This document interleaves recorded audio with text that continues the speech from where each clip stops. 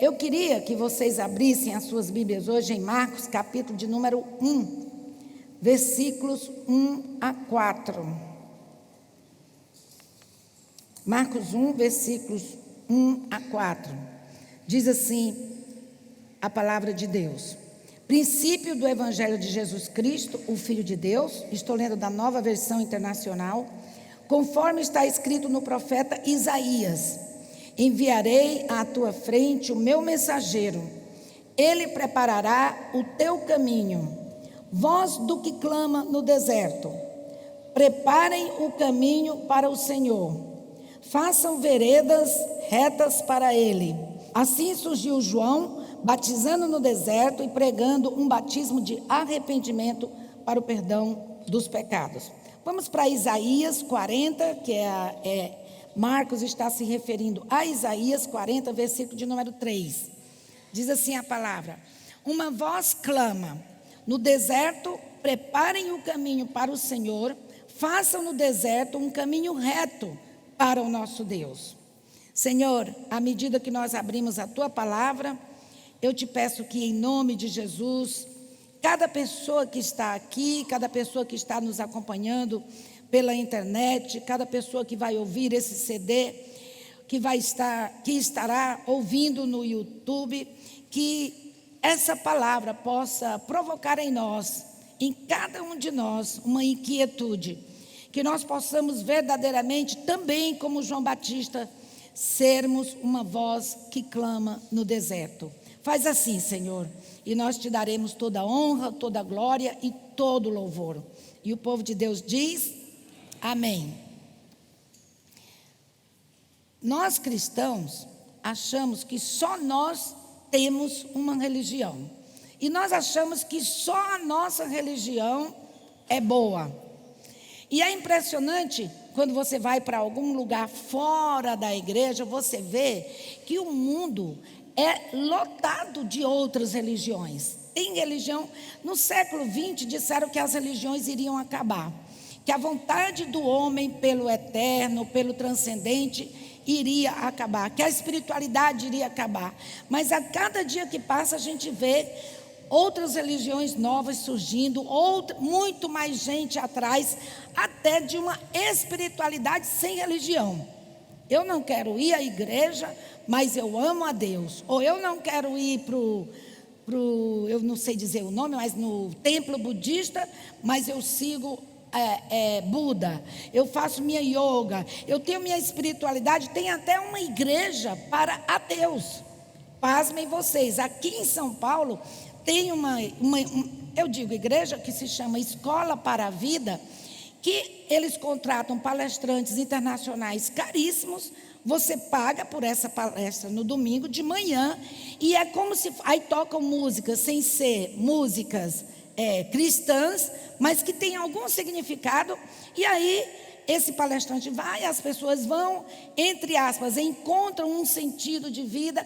E essas palestras falam de valores, integridade, honestidade. Então nós estamos lotados de religiões, cada qual diferente, mas as religiões todas, inclusive as pessoas que buscam o cristianismo, querem algumas coisas. E eu vou dizer para vocês quais são as coisas que as pessoas vão para a igreja, principalmente os cristãos.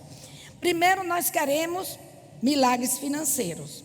Segundo, mas isso não em ordem de importância, milagres físicos. Também as pessoas vão para as igrejas para ter uma satisfação, para amaciar a sua angústia interior. Também muita gente vai para a igreja para ter um pouco de alívio para a sua dor existencial. Então, na verdade, as pessoas que vão às igrejas, qualquer igreja que seja, qualquer religião que seja, elas procuram algo mágico, uma magia que lhes tire o vazio, que lhes tire as dores, que lhe garantam o alívio temporário das circunstâncias nas quais se encontram. E aí eu fico me perguntando, onde é que Deus fica nisso tudo? E Deus? Muita gente idolatra a Bíblia, Muita gente idolatra a igreja. Então, tem certas denominações que você não diz assim, eu sou cristão. Você diz, eu sou, aí diz o nome da denominação, que eu não quero falar. Que até a gente brinca e diz assim, eles não são crentes, eles são nossos primos, não são nossos irmãos. Porque as pessoas que frequentam essa denominação fazem questão de dizer que são X. E os profetas da Bíblia começaram então a trazer algum discernimento, algumas palavras, para que as pessoas entendam o que realmente elas buscam.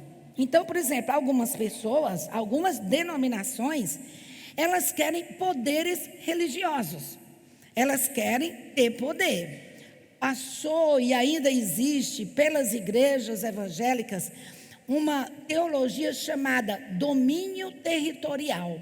Nós precisamos dominar o território. Essa teologia chamada domínio territorial, que até passava nos rádios, nos programas de rádio de certas denominações, dizia assim: você, cristão, não veio como cauda, você veio como cabeça. Então você tem que estar na cabeça da sua empresa, você tem que orar a Deus para Deus derrubar o seu chefe, para poder você ser o chefe. Você tem que ser cabeça.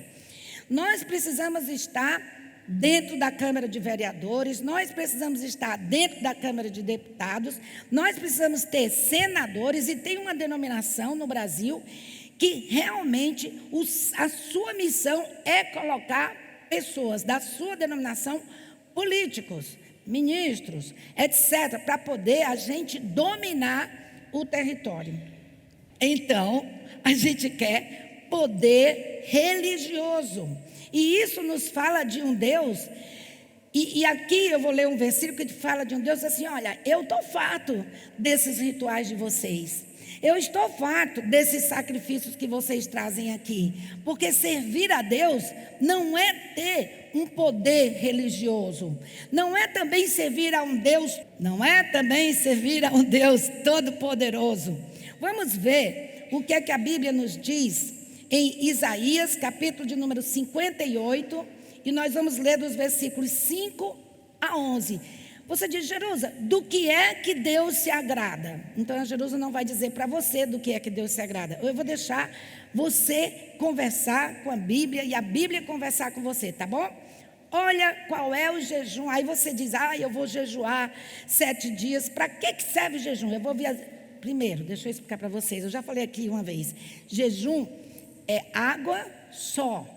Não tem esse negócio, eu vou jejuar de açúcar. Não existe isso, tá? Você deve jejuar de açúcar para não ser diabético. Mas o jejum mesmo é só água, não tem pão, é água. Se você vai jejuar 6 horas da noite, você vai quebrar o seu jejum no outro dia às 6. Mas todas as vezes que você tiver aquela fome, que você chegar na hora das suas refeições, você então se ajoelha ou se senta e você separa aquele lugar, aquele horário das refeições, para conversar com Deus. O jejum é para você ser mais sensível à voz de Deus, não é para alcançar a bênção, não é para fazer um sacrifício. E aí aqui Deus diz em Isaías 58, o jejum que desejo não é este: soltar as correntes da injustiça, desatar as cordas do jugo, pôr em liberdade os oprimidos e romper todo o jugo. Olha o jejum que Deus quer da gente. Não é partilhar sua comida com o faminto, abrigar o pobre desamparado, vestir o nu que você encontrou e não recusar a ajuda ao próximo. Você diz, Jesus, eu quero jejuar, eu quero ser sensível à voz de Deus. Pois olha qual é o jejum que Deus se agrada: você sair do seu comodismo, sair do seu conforto e ajudar o próximo. Aí ele diz assim: eu queria tanto que Deus me abençoasse. Olha o que a Bíblia diz: aí sim, quando você abrigar o pobre, partilhar sua comida com o faminto, vestir o nu e não recusar a ajuda ao próximo, a sua luz irromperá como a alvorada e prontamente surgirá sua cura. A sua retidão irá adiante de você e a glória do Senhor estará na sua retaguarda.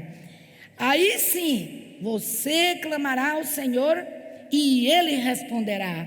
Você gritará por socorro e ele dirá: aqui estou. Se você eliminar do seu meio o jugo opressor, o dedo acusador e a falsidade do falar. E eu vou dizer para vocês que os cristãos são peritos em usar o dedo acusador. O lugar que eu já vi, que eu frequento igreja há 44 anos, sem nunca ter saído dela, 44 anos, domingo após domingo, de manhã, de tarde e de noite. Eu nunca vi, também eu não vou muito nos outros lugares, né? Um lugarzinho para a gente acusar e apontar dedo mais do que dentro das igrejas evangélicas. A nossa igreja não disciplina pessoas de púlpito. Mas eu venho de igrejas que saí em 1991, nós nos desligamos de uma certa denominação, que assim, você pode sim ter relações com seu namorado se ninguém souber. Mas se você engravidar, você vai disciplinada de púlpito. Você pode, então, os pecados sexuais são os que mais a gente vê de púlpito. E a Bíblia diz: aquele que mentia não minta mais, aquele que não rouba mais. Eu nunca vi ninguém ser disciplinado de púlpito porque mentiu. Eu nunca vi ninguém ser disciplinado de púlpito porque é glutão. Eu nunca vi ninguém ser disciplinado de púlpito porque roubou. Quando é que a gente vê as pessoas, não aqui, mas disciplinadas de púlpito nas igrejas evangélicas? Pecados que envolvem o corpo. Então aqui diz assim: se você eliminar do seu meio o jugo opressor, o dedo acusador e a falsidade no falar, isto é, o falso testemunho. E aí vem a próxima frase: se com renúncia própria, quer dizer, que você dividindo aquilo que tem com renúncia própria, você beneficiar os famintos e satisfizer o anseio dos aflitos, então a sua luz despontará nas trevas e a sua noite será como meio-dia.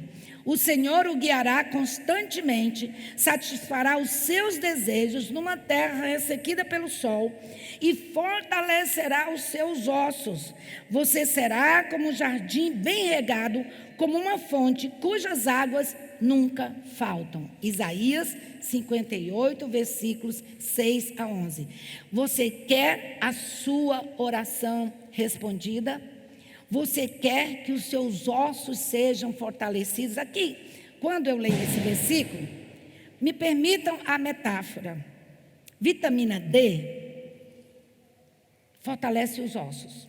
Existe um hormônio, que é o hormônio do amor, o hormônio do bem-estar, que se chama ocitocina.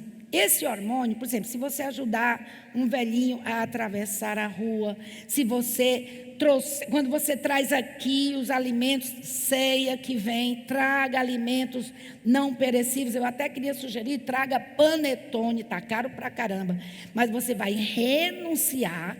Em vez de ter 2 panetones na sua mesa, você vai ter só uma, traz outra, para que nós possamos fazer cestas básicas. Não só, eu estava pensando nisso, quando eu fui no supermercado, digo, cara, eu vou comprar um panetone, porque no Natal, as pessoas necessitadas gostariam de comer um panetone. Então, renuncie a alguma coisa cara que você quer comprar e compre um panetone. Vai no Roldão, vai no Sam's Club. Eu fui no Roldão hoje de manhã. Vai no Roldão, compra um panetone e traz para a gente fazer cestas com panetone, uma lata de ervilha, lata de azeitona. Eu sei lá o que a gente come no Natal, mas renuncie um pouco do que você iria comprar. Compra uma coisa mais simples e ajuda as pessoas e compartilha. Quando a gente faz isso, esse hormônio chamado ocitocina se mexe dentro de você. E sabe o que é que acontece? Você tem uma sensação de bem-estar. Às vezes você não sabe por quê. Então, quando aqui está dizendo, ajude o próximo, renuncie a algo que você tem para você repartir o que tem com o faminto. É a ocitocina que está funcionando dentro de você. Quando ele diz, aí os seus ossos se fortalecerão. E aí você, Jesus, o que é que isso tem a ver com voz que clama no deserto? A minha vontade, o meu sonho, como líder desta igreja, é que a igreja Betesda, que os membros da igreja Betesda sejam essa voz que clama no deserto. Quando as pessoas disserem, e porque fulano acusou o dedo, e porque a igreja tal fez isso, a igreja tal perseguiu, igrejas que estão invadindo terreiros de Umbanda e jogando pedra, porque não pensam igual a elas. Tem agora um pessoal, que eu vou logo dizendo que eu não acredito nisso, traficante de Jesus, amigo, quando você é de Jesus, você não fuma mais, você não bebe até se embebedar, você não trafica droga para destruir Tem agora os traficantes de Jesus, que vão nos terreiros de Umbanda no Rio de Janeiro e dizem, agora aqui está tudo dominado, essa favela é do Senhor, e estão mandando as mães de santo destruir com os terreiros, não sei o quê. Teve uma mãe de santo que até viralizou esse vídeo. Eu estive agora num congresso sobre história, a Associação Brasileira de História das Religiões, e eu fui ouvir uma mesa redonda sobre isso. Essa mãe de santo, há 22 anos ela tinha o terreiro dela, de Umbanda lá, né? Eu esqueci o nome da favela, e os caras ameaçaram ela, os traficantes de Jesus, ameaçaram ela de morte, ela teve que destruir todo o terreiro. Adivinha onde ela teve que ir embora do Brasil? Ela tem uma filha que mora na Suíça, foi embora para a Suíça, porque os traficantes disseram, se você ficar com os traficantes de Jesus. Aí eu pergunto a vocês, isso é amor? Isso é de Deus? Vá embora que nós vamos matar você e toda a sua família, traficantes de Jesus. Eu acho isso um absurdo. Agora, são amicíssimos dos pastores da Assembleia de Deus, amicíssimos agora esse terreiro, agora essa favela é do Senhor. Tudo que é pastor, tudo que é crente vai ser protegido por nós. Queridos, desculpa, eu não sei a religião de vocês, mas a minha Bíblia fala outra coisa. Eu tenho que respeitar todas as religiões. Se alguém da Umbanda se converter a Jesus e vier para a igreja, aleluia. Mas eu não vou maltratá-los, jogar pedra numa menina de 10 anos de idade, porque a mãe está lá fazendo porque é o que elas acreditam.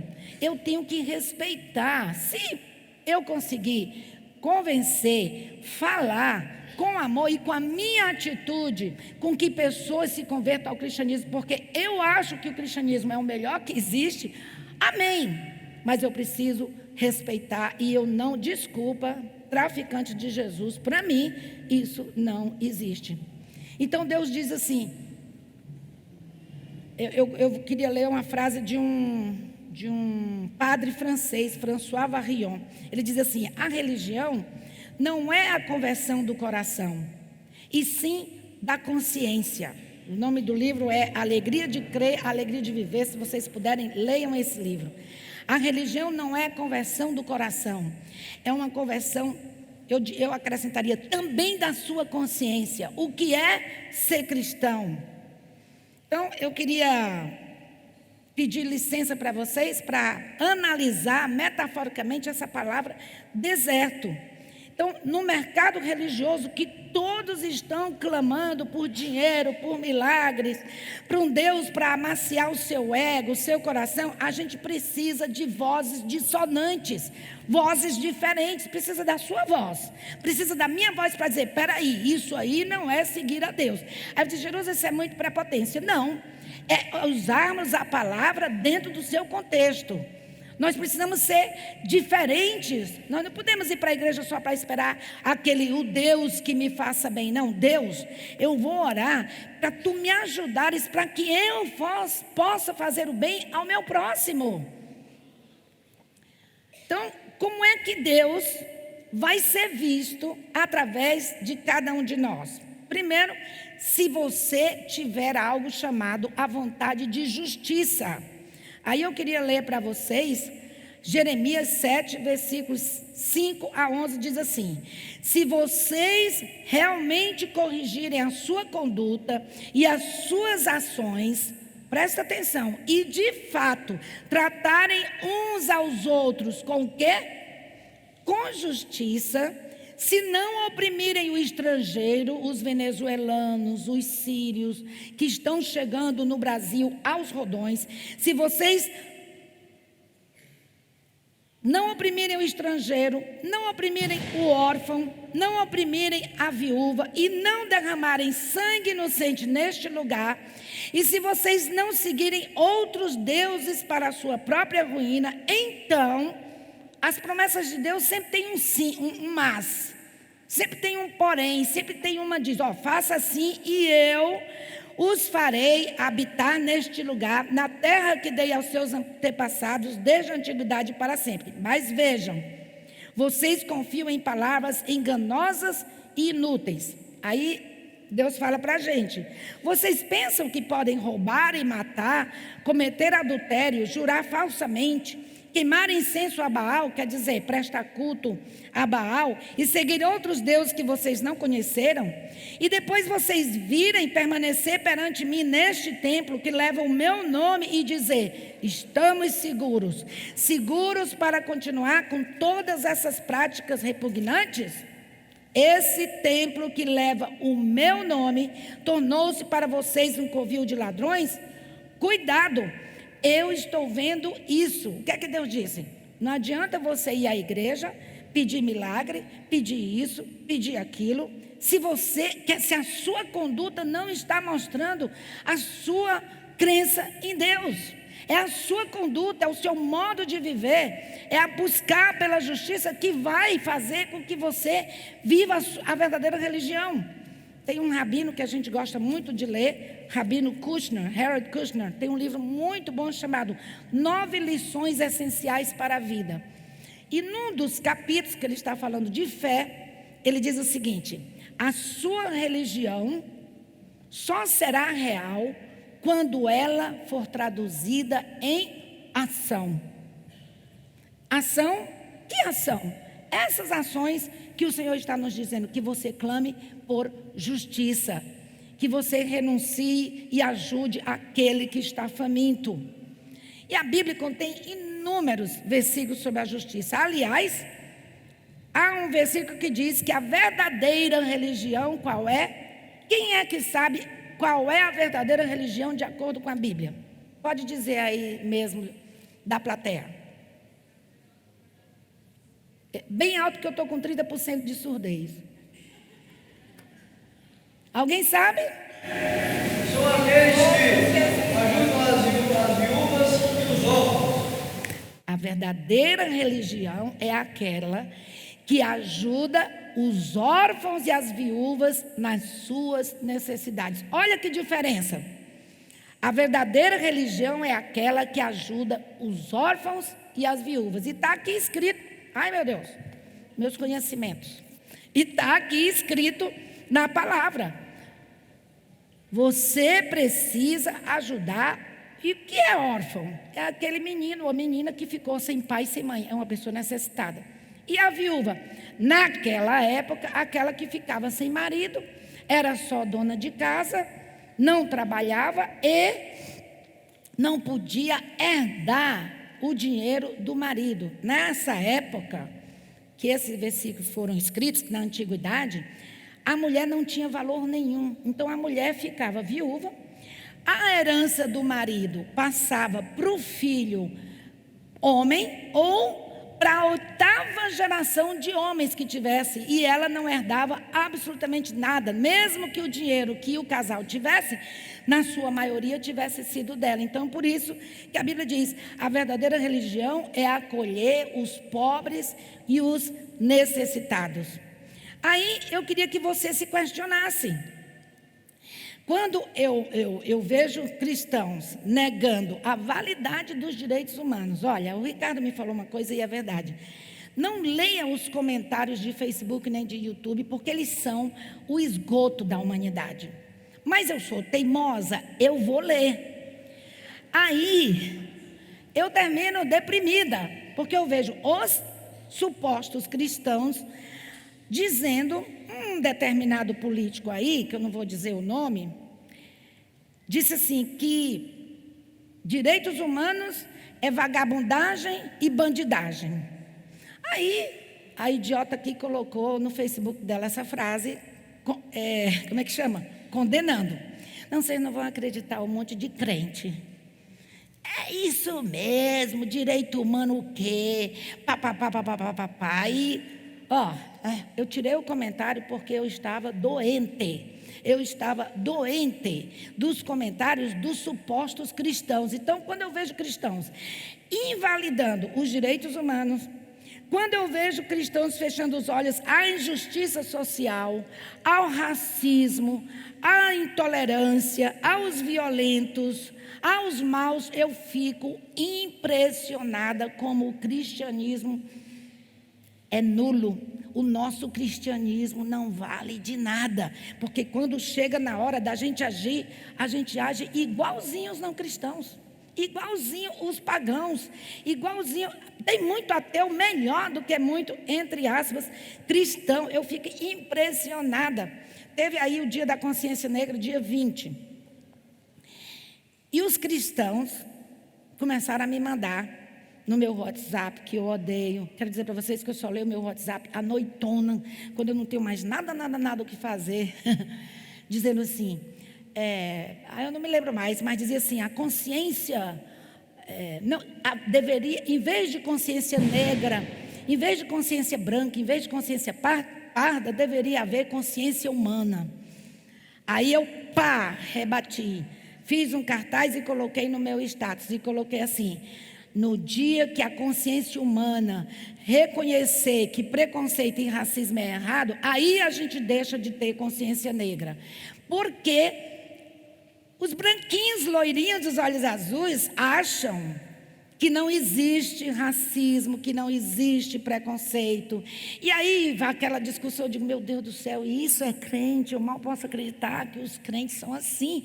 Eu fico horrorizada. Aí quando eu leio esses versículos, eu digo, gente, vamos voltar para a palavra, vamos voltar para a Bíblia, vamos ver o que é que Deus nos diz, que veredas que nós precisamos, como cristãos, preparar para o Senhor. A gente precisa clamar nesse deserto que está uma barafunda, que não tem oásis. Nós aqui da Bethesda, precisamos ser oásis. Eu me questiono, onde é que Deus está nas atitudes dessas pessoas? Porque o verdadeiro cristão, segundo a palavra, ele luta pelos oprimidos, ele luta pelos necessitados. Deus vai ouvir a oração do justo, isto é, aquele que clama por justiça. Mas a pessoa diz assim, Deus ouvirá a oração do justo. Como eu sou justo? Não, você só é justo se você clamar por justiça, se você lutar por justiça. Um exemplo claro, os políticos da bancada evangélica venderam os seus votos para manter o presidente no seu papel aí, que ele está fazendo um monte de desgoverno. Passam leis absurdas que tiram o direito do povo pobre, tiram o direito do trabalhador, e nós estamos caladinhos sem clamar por justiça. E ai de você se clamar por justiça. Vão te chamar de comunista, vão te chamar de socialista, vão te chamar de esquerdopata, que não tem nada a ver. A Bíblia toda nos diz para clamarmos por justiça. E a gente se cala, não só se cala, mas a gente absurdamente concorda com tudo isso que está aí no Brasil. Então, para a gente preparar as veredas do Senhor, nós precisamos de algumas mudanças. Primeiro, precisamos mudar, já falei, a nossa consciência. Mateus 23 diz assim, vamos para o Novo Testamento agora. Ai de vocês, mestres da lei e fariseus, hipócritas, vocês dão o dízimo da hortelã, do endro e do cominho, mas vocês têm negligenciado os preceitos mais importantes da lei. Quais são os preceitos mais importantes da lei? A justiça, a misericórdia e a fidelidade. Ele não está dizendo que não é para você dar o dízimo. Ele diz assim, vocês devem praticar estas coisas, dar o dízimo, sem omitir aquelas. Não adianta você ir à igreja, não adianta você dar o dízimo, dar a oferta, fazer isso, ser diácono, presbítero, obreiro, e você não cumprir os preceitos mais importantes da lei, que é qual? A justiça, misericórdia e a fidelidade. Eu estava dizendo para o Ricardo,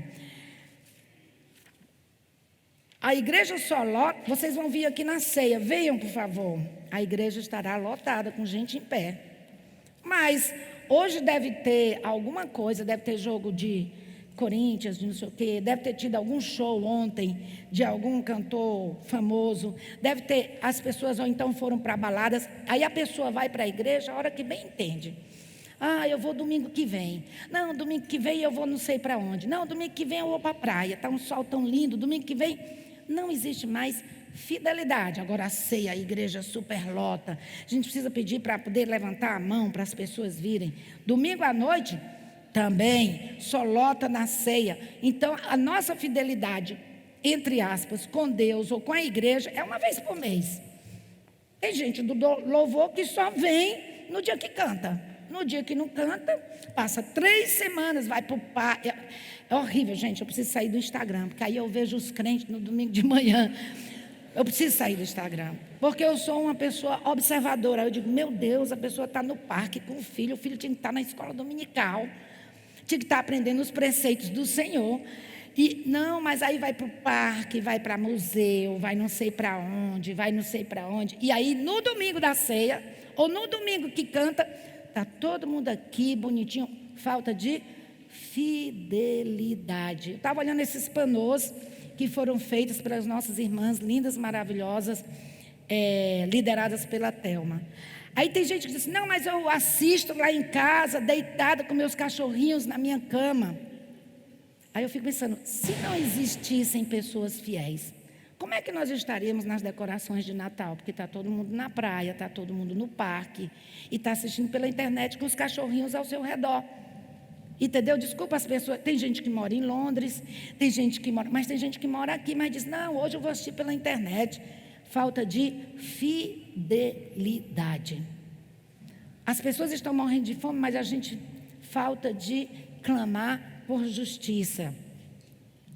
Então a gente precisa entender que o poder, mas Deus é todo poderoso. Esse poder de Deus é revelado em amor.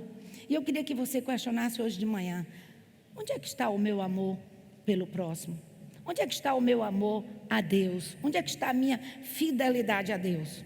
Jesus inverteu essa história. Em Mateus 20, 25 a 28, ele diz assim, você quer autoridade? Então você tem que servir.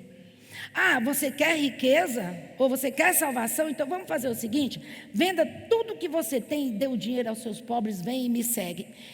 Não é que Jesus queria que esse jovem rico ficasse pobre. Jesus queria saber o quanto ele estava disposto a renunciar a alguma coisa para segui-lo. Quanto é que nós estamos dispostos a renunciar a esse sol lindo, maravilhoso? Eu adoraria ir para a praia.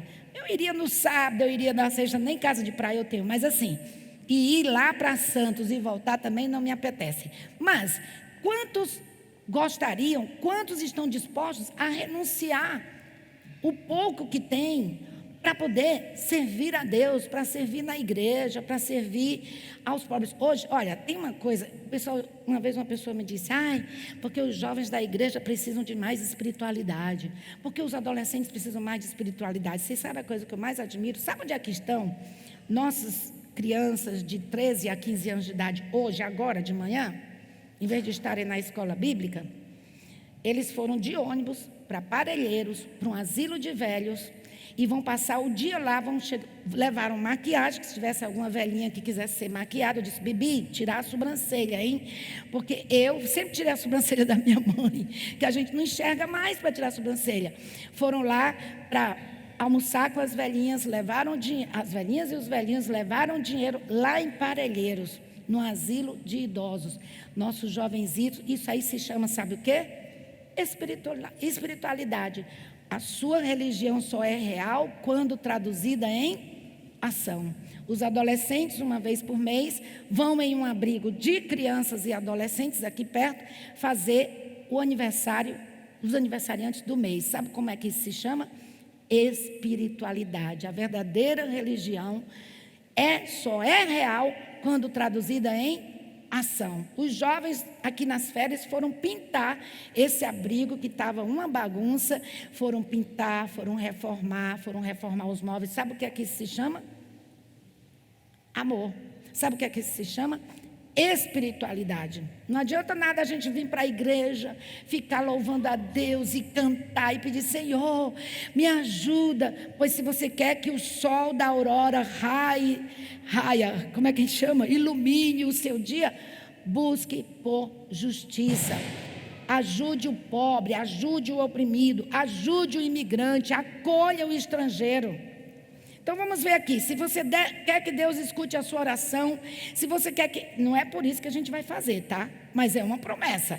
Que Deus lhe socorra, que a sua vida seja como um jardim regado, você precisa, primeiro, partilhar a sua comida com o faminto. Vou repetir para poder você incorporar no seu pensamento. Segundo, dar abrigo ao pobre desamparado. Vamos ajudar os imigrantes. 3, vestir aquela pessoa nu que você encontrou.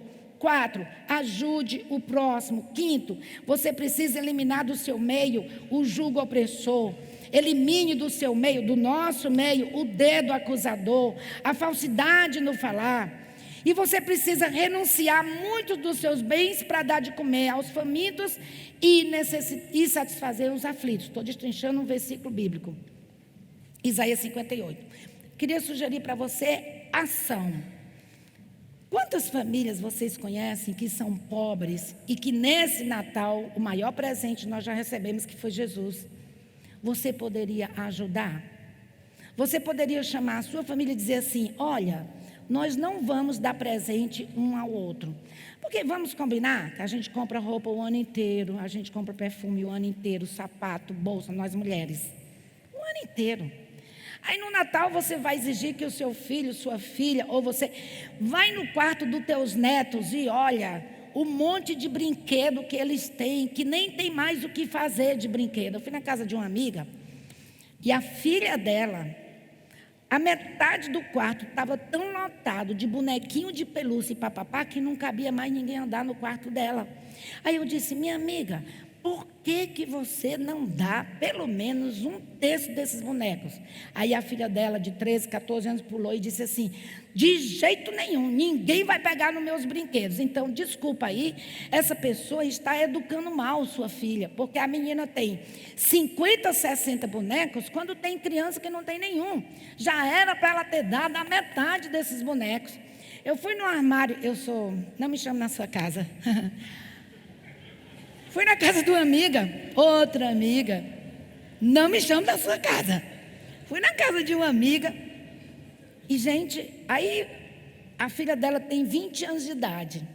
Ela guarda os vestidos da filha dela desde 2, 3, 4, 5 anos. Eu digo: mulher, como é que vai caber esse monte de roupa? Ah, eu mandei fazer armários, mas eu não vou dar as roupas da minha filha. Aí eu digo: quer dizer que quando ela morrer, você vai fazer igual o faraó, né? Que vocês sabem que os faraós, quando eles morriam, aqueles túmulos imensos, é porque eles colocavam todas as riquezas dele lá dentro das pirâmides. Vocês sabem disso, né? Então nós vamos ser pequenos faraós. Quando morrer, põe todos os vestidinhos dela para ir junto com ela ser comido pelos vermes, entendeu? Desculpa aí a morbidez. Menina, vamos dar esses vestidos, tem tanta criança. Não, meus vestidos ninguém toca. A menina de 20 anos tem vestido de 2, 3, 4, 5, 6. Desculpa, mas é um cristianismo mal vivido. Não é cristianismo. O cristianismo diz assim: vamos renunciar muitos dos seus bens para dar de comer aos famintos e satisfazer os aflitos. Está na palavra. Mas o pessoal só gosta de citar a palavra quando lhe é conveniente. Não é verdade? Vamos ajudar famílias. Olha, Jerusa, o presente que eu ia comprar aliás, lá em casa, não que eu seja uma pessoa boazinha, mas lá em casa, a gente, por problemas mesmo financeiros, a gente já decidiu: adulto não recebe presente no Natal. Só as crianças. Como só tem 2 netos de 13 anos, vai ficar ótimo, não vou gastar nada nesse Natal. E eu também não dou cesta para ninguém, a não ser para os pobres, etc, etc. Escolhe famílias que você diz, gente, vamos fazer isso? Não me dá blusa, não me dá roupa, eu não estou precisando de roupa, eu não estou precisando de perfume, eu não estou precisando de sapato, eu não estou precisando de brinco, estou lotada de brinco. Vamos dar os presentes que a gente daria um ao outro para uma família pobre? Vamos fazer uma ceia para uma família que não terá ceia se a gente não entrar em ação? E eu digo para vocês que aí sim o sol do Senhor brilhará sobre nós, nós vamos nos sentir ótimos. Eu não ganhei nada no Natal. Já ganhou sim, Jesus foi o maior presente que Deus poderia nos dar. Tem gente que chora se ganhar um presente furreca. Eu já vi gente chorar por ganhar presentezinho que não está com nada. Aí eu digo, você devia estar feliz porque ganhou alguma coisa. Tem gente que não tem nem o que comer. Então eu queria que vocês da Bethesda, que nós da Bethesda, fizéssemos isso. Vamos ajudar as pessoas que estão precisando, para que elas, olha, isso aqui é Jesus que está nascendo na sua casa. Olha, isso aqui é Jesus que está te dando. É o amor de Deus que me constrangiu a renunciar. Que ganhar presente no Natal não é renúncia com isso nenhuma, para que você possa ter. Amém? Aí qual é esse grande problema disso tudo que eu estou dizendo para vocês? É que nós somos levados pela superficialidade da mídia, pelo esgoto da internet, pelos comentários. Hoje eu cheguei à conclusão que nós somos levados só pelo que a gente lê em Facebook. Estou por aqui de Facebook. A gente lê em Facebook, a gente lê em Twitter, a gente lê nisso, a gente lê naquilo, e a gente só repassa aquilo que a gente vê. A gente nunca vê o outro lado, a gente não se aprofunda, a gente não vê as injustiças cometidas no Brasil. Nós somos contra os pobres, os oprimidos em todas as esferas da sociedade. A gente vai à igreja para pedir por nós mesmos, para pedir por uma doença. A gente não se engaja em luta social. Eu dou graças a Deus pelos jovens, pelos adolescentes e pré-adolescentes da Bethesda, que estão sempre alcançando pessoas necessitadas. Eu acho que se a gente não fizesse absolutamente nada, isso já seria maravilhoso. Então, a gente prega muito de palavra, mas a gente não age. E aí eu vou me pegar nessa frase do Harold Kushner. A religião só se torna real quando traduzida em ação. Então, nós que estamos aqui precisamos ser aquela voz que clama no deserto e que diz não, absolutamente não. Eu não sirvo a Deus por aquilo que Ele me dá. Eu não sirvo a Deus para Ele me curar. Eu não sirvo a Deus para Ele me dar bens financeiros. Eu sirvo a Deus por quem Ele é e eu quero, as minhas orações é para que Deus me torne uma pessoa melhor. Amém? É para que eu seja arauto da justiça, arauto da fidelidade, para que eu ajude o próximo. Senhor, se você quer dinheiro, Senhor, me ajuda, eu estou desempregado, mas olha, Senhor, me ajuda, porque eu, quando estiver ganhando, eu quero repartir o que eu tenho com aqueles que estão mais necessitados do que eu. Amém?